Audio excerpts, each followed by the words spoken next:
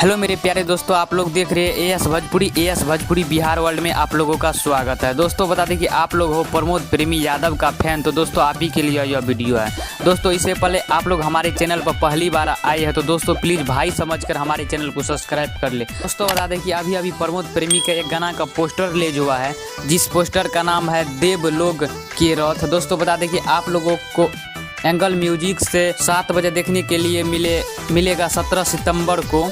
दोस्तों बता दें कि यह गाना को गाए हैं प्रमोद प्रेमी यादव और गीत दिया आर्यन शर्मा। दोस्तों बता दें कि आप लोगों को 2022 का यह प्योर देवी गीत है, तो आप लोग जा कर के एंगल म्यूजिक से सुनिए, 7 बजे जा कर के सुनिएगा 17 सितंबर को। तो आप लोग दोस्तों यह अपडेट आप लोगों को कैसा लगा कमेंट में ज़रूर बताएं। और हाँ मेरे प्यारे दोस्तों, अगर आप लोगों को यह वीडियो ज़रा सा भी अच्छा लगा तो चैनल को सब्सक्राइब कर लो। फिर से मिलेंगे अगले वीडियो में, तब तक के लिए बाय बाय, लव यू दोस्तों।